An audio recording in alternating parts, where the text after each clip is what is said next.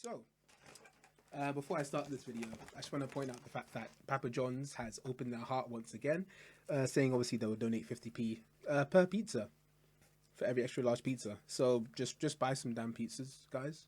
There's obviously so many options available, customizable stuff. Of course, there's vegan options, as you can see. So yeah, great action by Papa John's to partake in. Great movement, you could say, for them to partake in to help, some kids live a bit more comfortably than they do. Now, when we speak about actions, sorry, there's crumbs all over my laptop now. Okay. When we speak about actions, when we speak about actions, it's often people are quite fervent when they speak about certain things, like the thing I brought up here, for example, as talk about Angela Merkel, who people say is quite you could say out of character for at least the character she has presented as herself in the political sphere and then social political sphere. Is seen as an out of character move by her to push for a burqa ban. Now, the actuality of this sentiment is focused on the face-to-face. She talks about this defense of a face-to-face communication, and once, that's what she stated at least.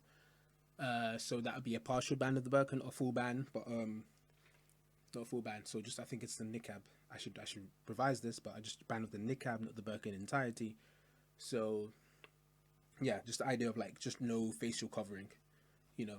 I bring this example up as yet another example of a thing that is quite defensible, you could say, especially in certain situations. So, for example, a banning of the niqab, obviously easy arguments you can make for things like in certain public areas or certain political regions, like or public areas like the airport, for example. That's a big one, obviously. Things like that, public transport, yada yada yada. And of course it does bring back the whole question of full on proper liberty versus this weird alternative liberty where you have certain heavy imposed rules in order to promote this ideal of higher liberty or at least higher safety. It's quite a big question this year of safety versus liberty. We have the Snoopers Charter coming.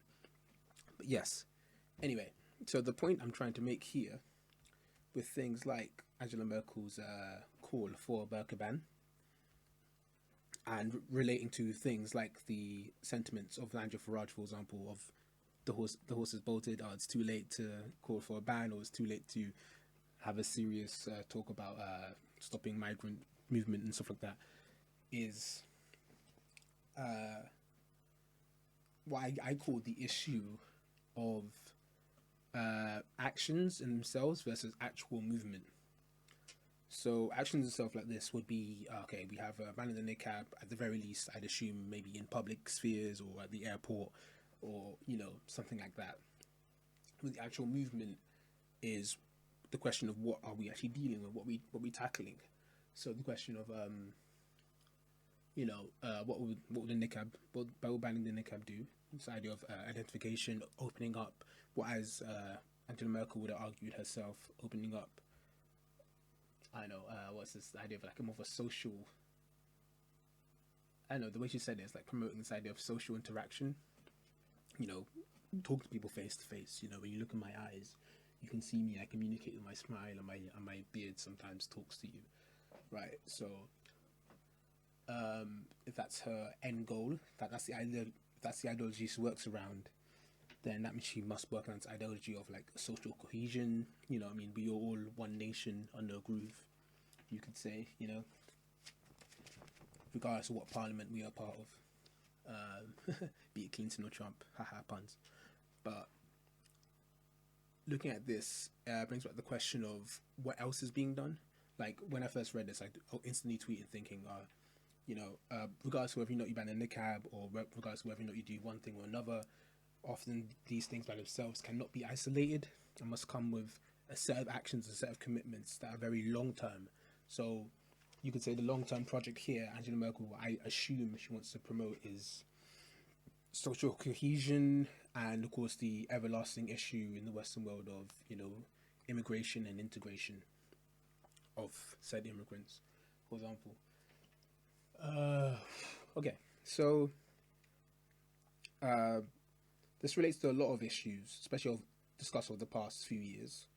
This idea of we can do big actions, but I feel it means almost nothing if these big actions are not backed by consistency. A lot of people say this, like, okay, you vote for a president, but you must also, participate in politics, more than once every 4 years, or more than outside of the big referendums, like Brexit, for example, or voting for your mayor or something. Politics is a continuous thing. Politics is the people. It's important to have this consistency. If we're talking about social issues, like the issue of migrant integration, the amount of actual radicalized terrorists or persons who are terrorists, who at least at one point call some part of the Western world their home, is greatly weighted towards second and third generations. I mean, it's quite rare to actually hear about radicalization or real many terrorist acts of the first generation of immigrants, for example. So you bring up these issues of there's a bigger issue at hand that would lead to certain things and lead to certain seclusions that can, and then the result of that seclusion and the ongoing seclusion and the ongoing lack of integration leads to things like people wearing niqabs, even in a world where they're not forced to. But then there's also the counter argument of they should be allowed to, given the fact that they are definitely allowed to and socially allowed to and making a choice out of their own volition. And then there's the question of internalized depression, for example. Yada yada yada. It goes on. But what I want to get to the point is things like the burqa ban.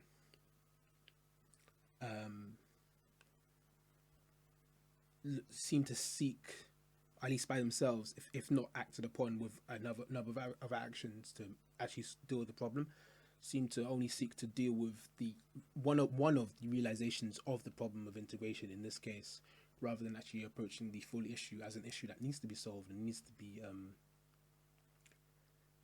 to be approached. For example, I'll let this video play out.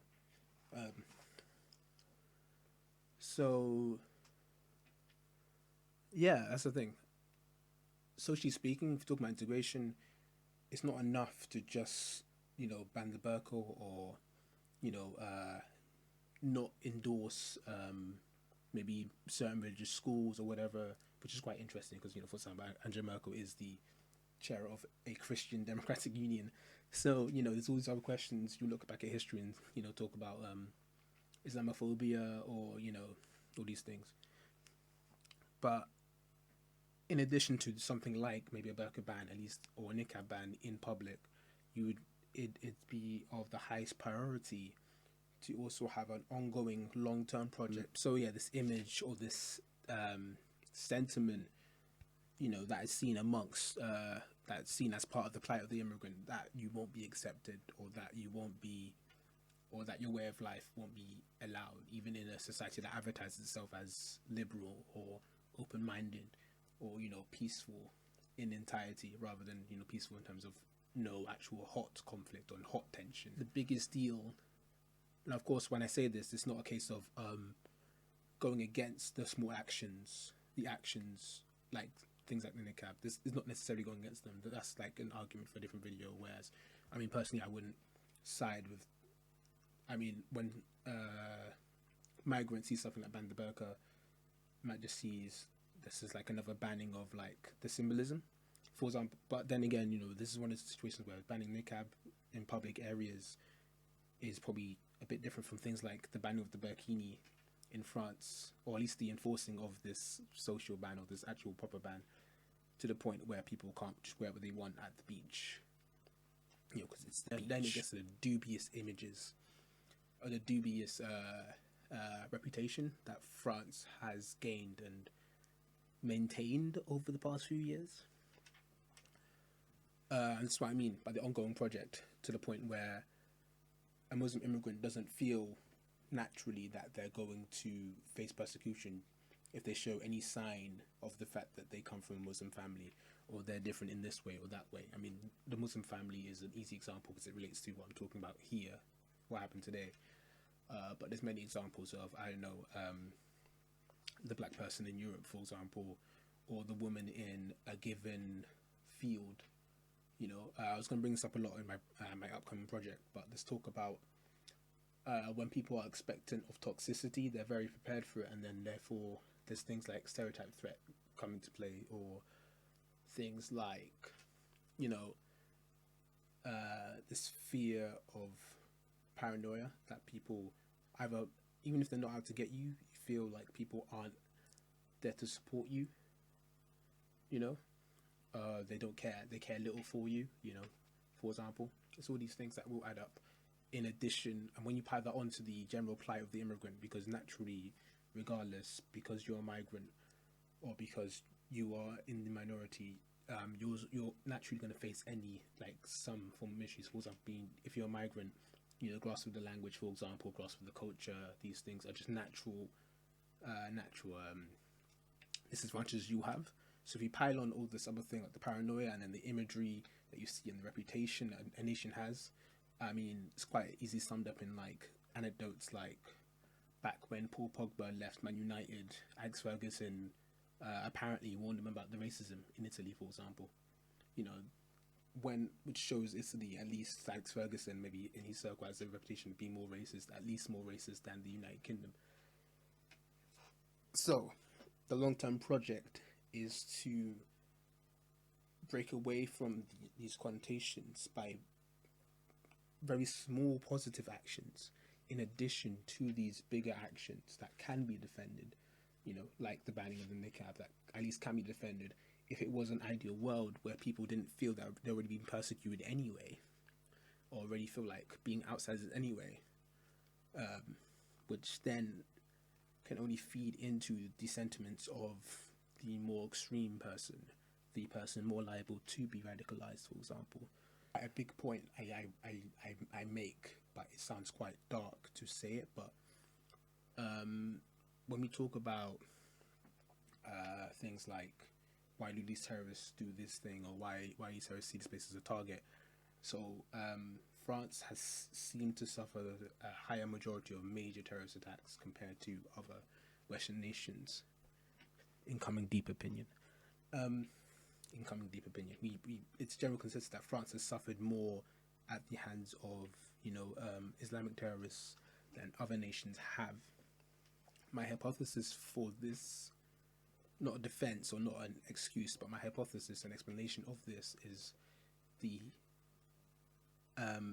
general consensus being that France is at least slightly more xenophobic than other nations, or its other European compatriot nations, at least in the Western world, for example, is at least more xenophobic.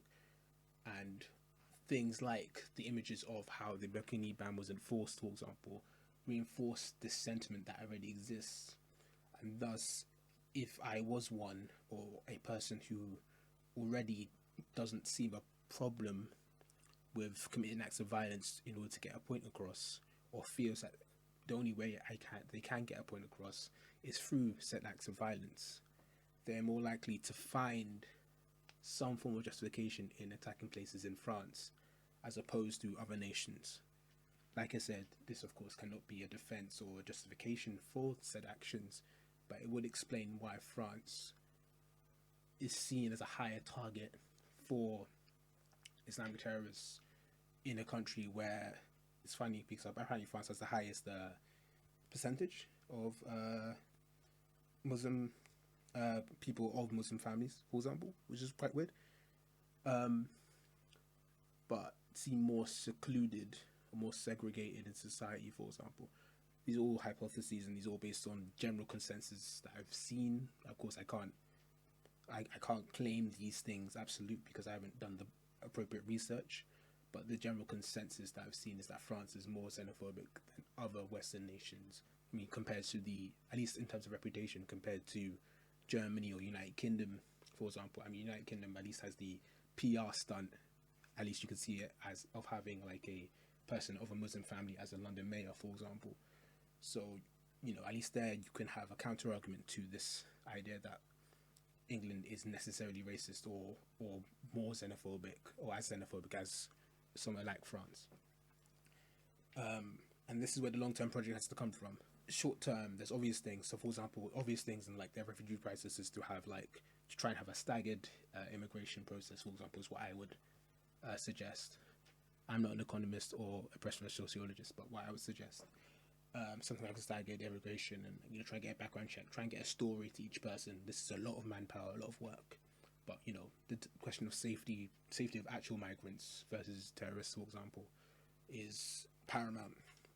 And of course, the safety of the people who inhabit the nations who take in the migrants. Of course, this is a given. This is the short answer. Like, the short answer is have a niqab ban. The long-term project would be start to talk about and deal with the deep issues in terms of reputation that certain countries have for xenophobia or Islamophobia, or some form of bigotry, or some form of authoritarian approach to difference, for example, would be how I would summarize that. How people represented in media, for example, is an easy one, or how people treated by law enforcement, local law enforcement, at the very least, what laws don't seem to protect these persons or don't seem to at least stop them from being exploited, for example. These are a list of things that we can look into as a long-term project for dealing with deeper issues, like the lack of integration by migrant groups, or anything. Maybe you can go as far as things like sexism or lackluster representation of ethnic minorities in Hollywood, for example. Like, talking about big issues right now versus what can we do at the grassroots level to solve these problems.